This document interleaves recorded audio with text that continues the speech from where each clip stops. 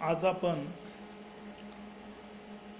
JS. मिलचा उपयुक्ततावादी सिद्धांत पाहणार आहोत.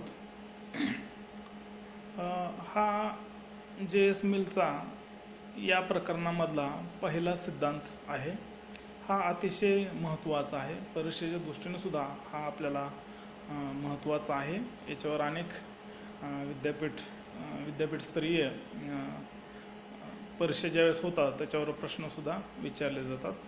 याच्यावर आपण पहिल्यांदा सुरुवातीला प्रश्न बघूया कसा विचारला जातो. की विद्यापीठ याच्यावर दीर्घोत्तरी प्रश्न असा विचारते की मिलचा किंवा जे.एस. मिलचा उपयुक्ततावादी सिद्धांत स्पष्ट करा, किंवा किंवा लघुत्तरी प्रश्न म्हणून उपयुक्ततावादी सिद्धांत असं सुद्धा आपल्याला 5 मार्काला विद्यापीठ लेवलला प्रश्न विचारला जाऊ शकतो. आता याचं उत्तर आपण कसं लिहिलं पाहिजे, तर त्या दृष्टीनं आपण त्याचे सविस्तर आढावा त्याचा घेणार आहोत. सुरुवातीला उपयुक्तवादी सिद्धांताची आपण प्रस्तावना लक्षात घेऊया की उपयुक्तवादी सिद्धांत नेमका काय आहे. याच्या संदर्भात आपण त्याची माहिती घेऊया की उपयुक्ततावादी सिद्धांत हा बेंथॅम आणि जेम्स मिल हे त्याचे 2 मोठे पुरस्कर्ते होते. मिलसुद्धा बेंथॅम आणि जे.एस. मिलच्या सिद्धांताचा पुरस्कर्ता होता. मिलवर लहानपणीच वडिलांकडून उपयुक्तवादाचे आदर्श त्याला मिळालेले होते. बेंथॅमच्या उपयुक्तवादाच्या सिद्धांताचा कट्टर असा पुरस्कर्ता मिल होता आणि मिलने हा सिद्धांत संशोधन करून तो अधिक उपयुक्ततावादी बनवला.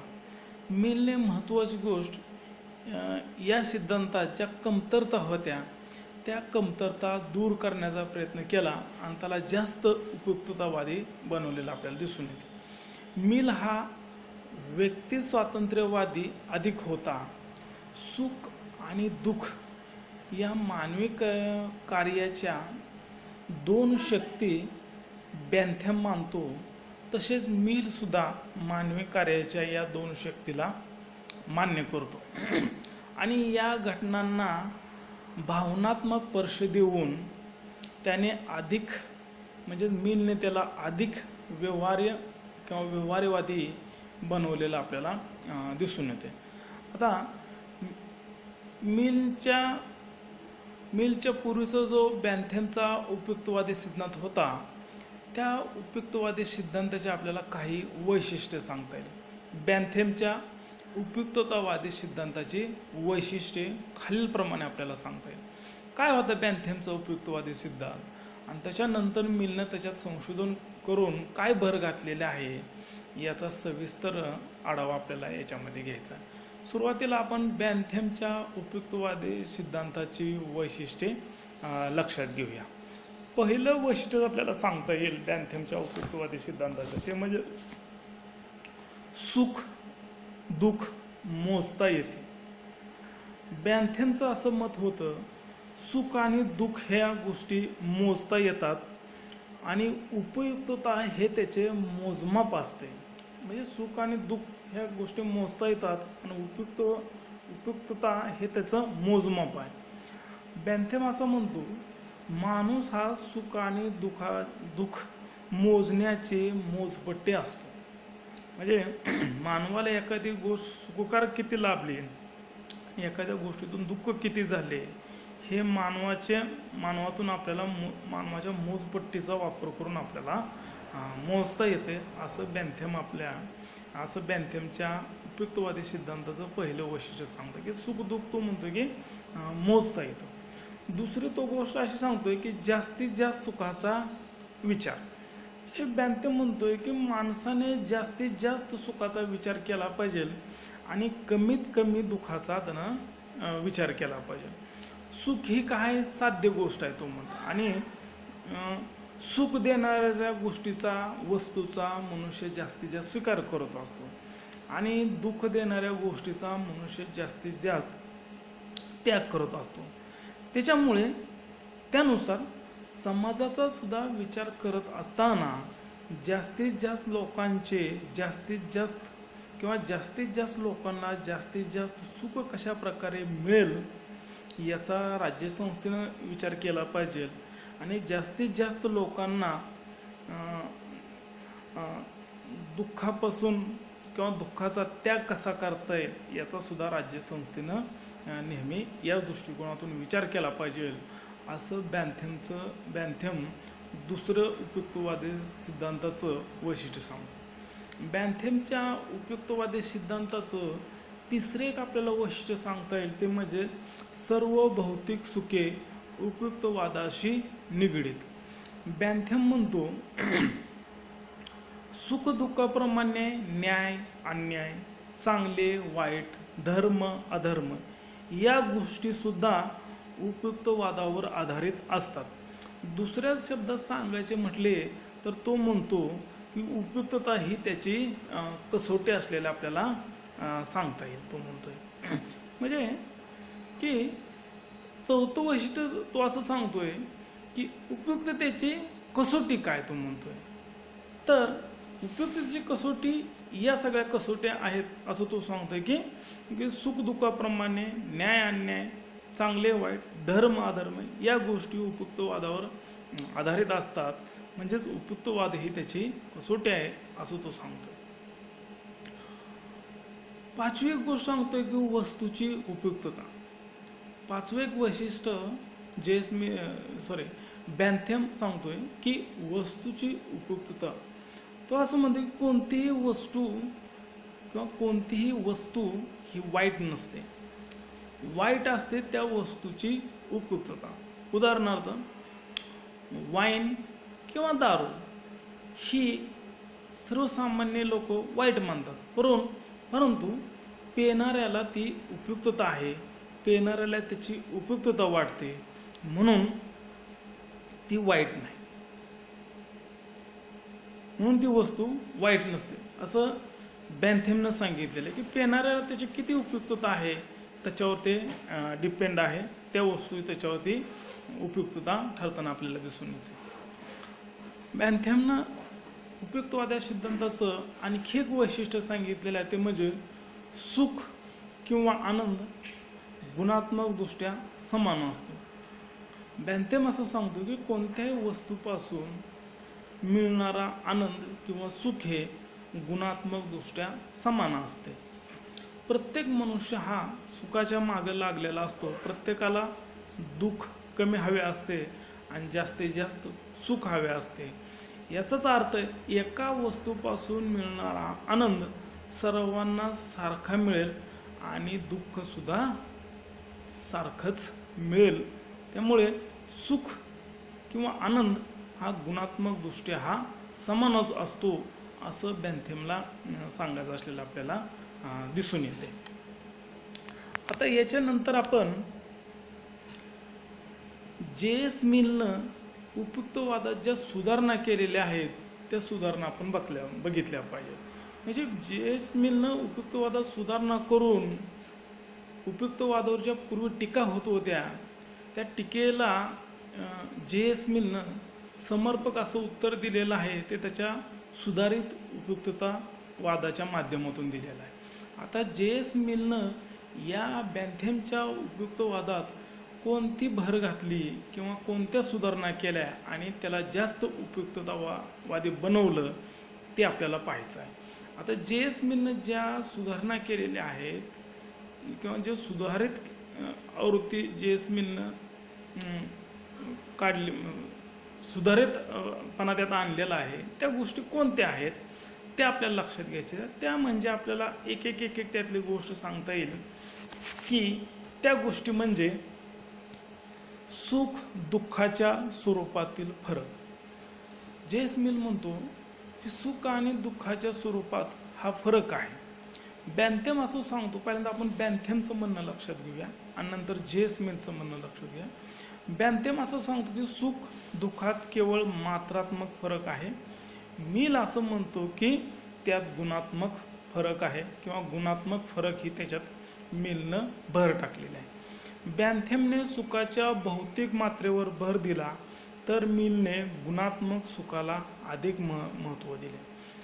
बॅन्थेमनं मिष्टान्न भोजनाचा आनंद आणि कालिदासाच्या काव्याचा आनंद यांना सारखंच मानतो.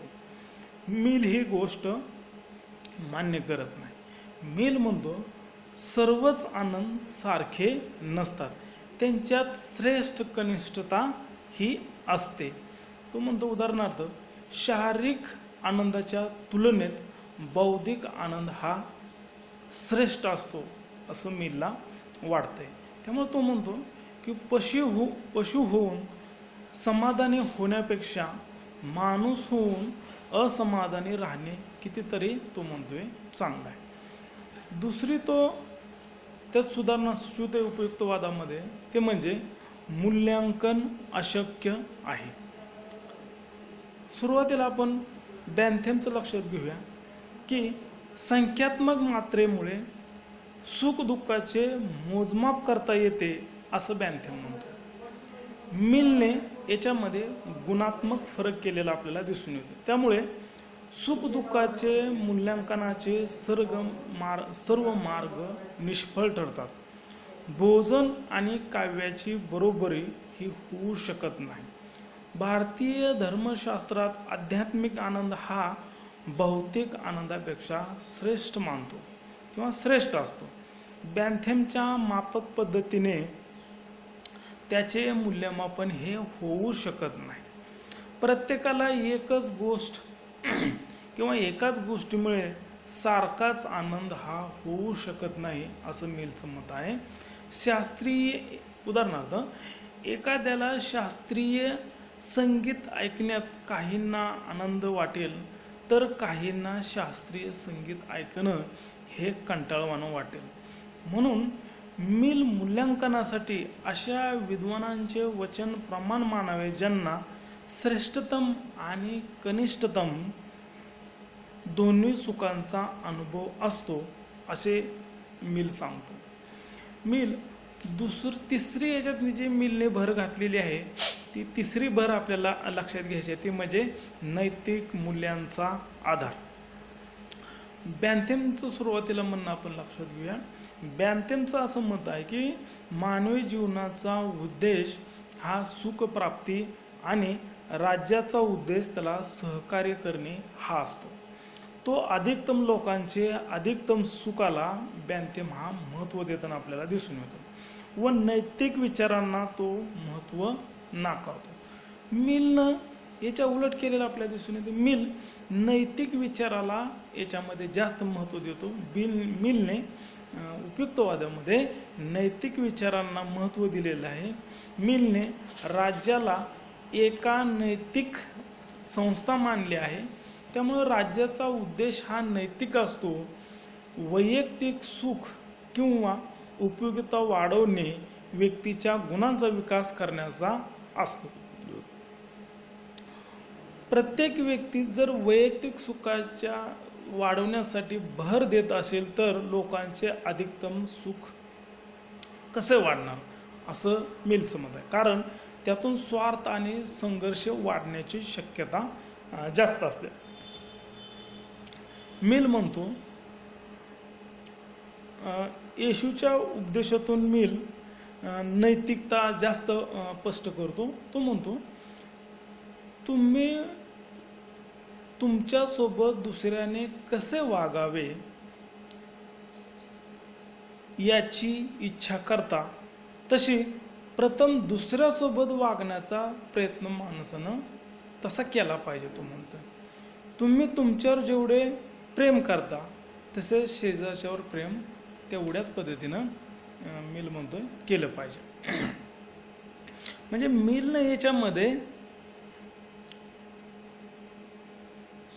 स्वतःच्या सुखात दुसऱ्याचं हित व सुख पाहताना आपल्याला दिसून येतं. मिलनं चौथेक उपयुक्तवादी सिद्धांतामध्ये जी भर घातलेली आहे ती म्हणजे प्रत्यक्ष व अनुभूतीमधूनही सुख प्राप्त होते, सुख मिळू शकते असं मिलचं म्हणणं आहे. बॅन्थेम असं म्हणतो की मानवी कार्याच्या प्रेरणेत सुखाला महत्त्व दिलेलं आहे. त्यानं तो म्हणतोय माणसाचं प्रत्येक कार्य हे आपले हित असल्याशिवाय तो दुसऱ्याची सेवा करू शकत नाही. म्हणजे माणूस हा तो म्हणतो की आपलं हित असेल तरच तो दुसऱ्याची सेवासुद्धा करण्याचा प्रयत्न करतो, अदरवाईज तो करत नाही, असं मिलचं मत आहे.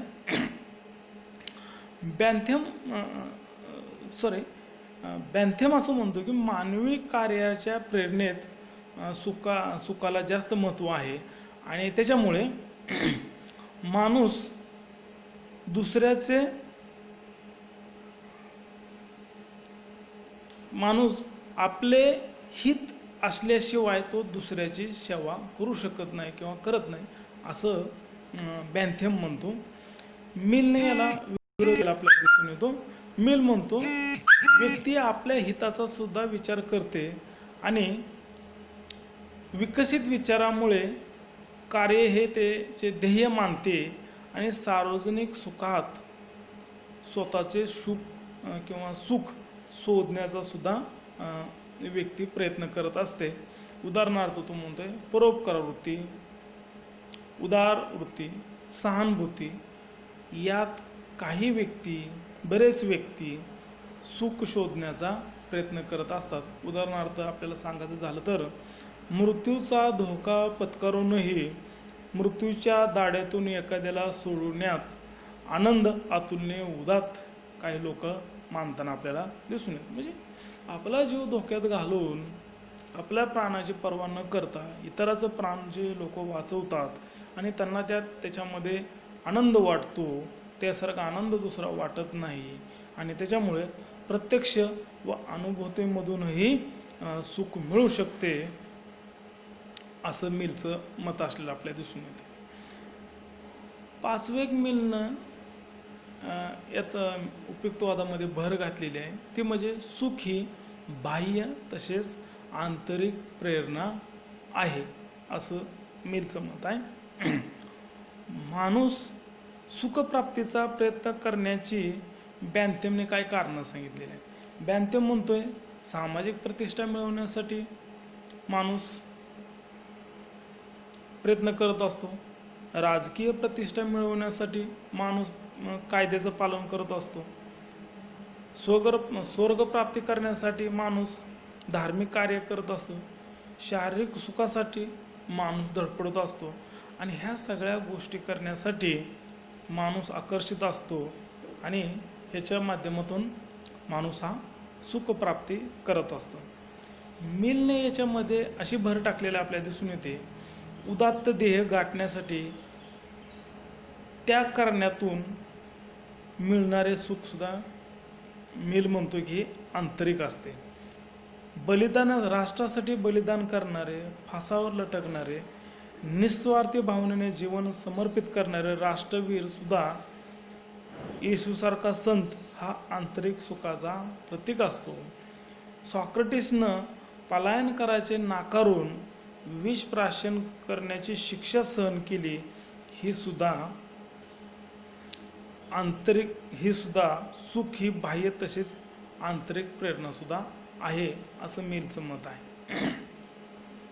मिलनं 6वं एक वैशिष्ट्य सांगितलेलं आपल्याला दिसून येते किंवा 6वं एक त्यात भर घातलेले आपल्याला दिसून येते, ते म्हणजे कायद्यापेक्षा नैतिक सामाजिक बंधनही श्रेष्ठ असतात. बॅन्थेम हा राज्याने अधिकतम लोकांचे अधिकतम हित यावर कायदे असावेत असं बॅन्थेमचं मत असल्याबद्दल दिसून येतं. परंतु मिलने उपयुक्ततेची निश्चित मापयंत्रे नसल्यामुळे उपयुक्तता हा कायद्याचा आधार होऊ शकत नाही, असं मिल म्हणतो. सुव्यवस्था व नैतिक उन्नती हा त्याने आधार मानलेला असलेला आपल्याला दिसून येते. कायद्यापेक्षा देखील तो म्हणतोय श्रद्धा व नैतिकतेमुळे निरुपयोगी वाटणारे कार्य समाजात व्यक्ती आनंदाने करताना आपल्याला दिसून येते. उदाहरणार्थ आई वडिलांची सेवा करणे, गुरुजनांचा आदर करणे,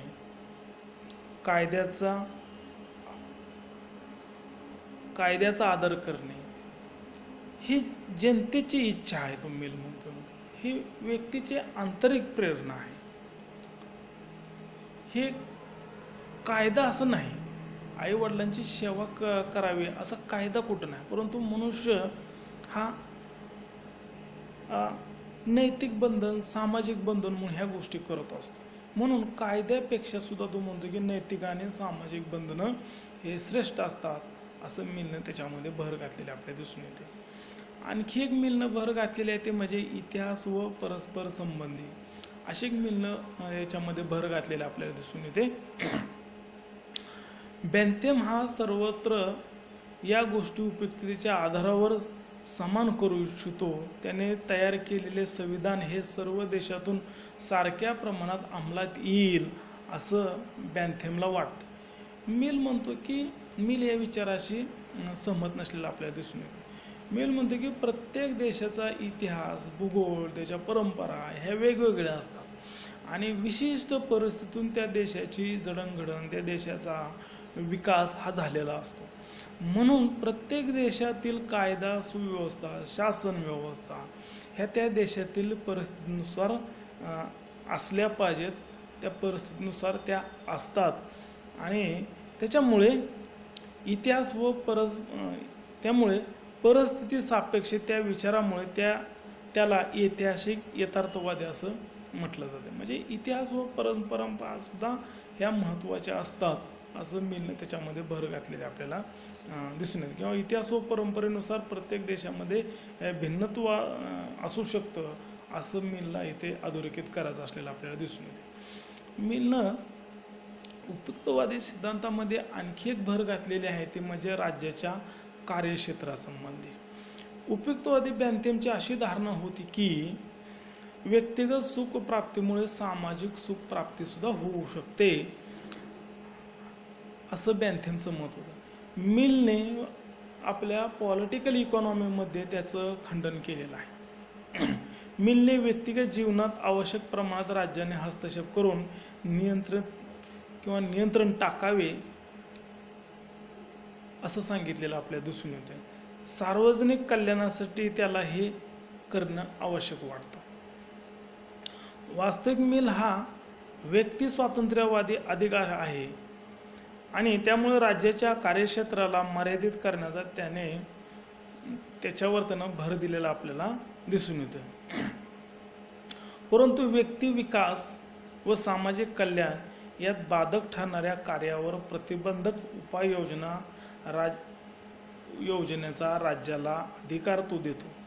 त्याच्या या विचारामुळे जमीनदारास विरोध करतो व शिक्षणाचे तो समर्थन करताना आपल्याला दिसून येतो. मिलच्या उपयुक्तवादाची आणखी एक आपल्याला त्यानं जी भर घातलेली ती सांगता येते म्हणजे त्याचं स्वातंत्र्यासंबंधी विचार. बेंथमने स्वातंत्र्याला उपयोगितेच्या सिद्धांताचे साधन मानलेले आहे, तर मिलने स्वातंत्र्याला स्वयंसाध्य मानले आहे. बेंथम राज्याला केवळ नकारात्मक कार्य सांगतो, तर मिल संपत्तीला पवित्र अधिकार मानतो. मिल आर्थिक क्षेत्रात जास्तीत जास्त हस्तक्षेप करतो. अशा प्रकारे मिलने बेंथमच्या उपयुक्तवादी सिद्धांतामध्ये ज्या कमतरता होत्या त्या कमतरता लक्षात घेऊन त्या कमतरता कमी करण्याचा प्रयत्न केलेला आहे आणि त्याच्यामध्ये भर घालून उपयुक्तवादी सिद्धांत हा अधिक उपयुक्त बनवण्याचा त्यानं प्रयत्न केलेला आपल्याला दिसून येतो.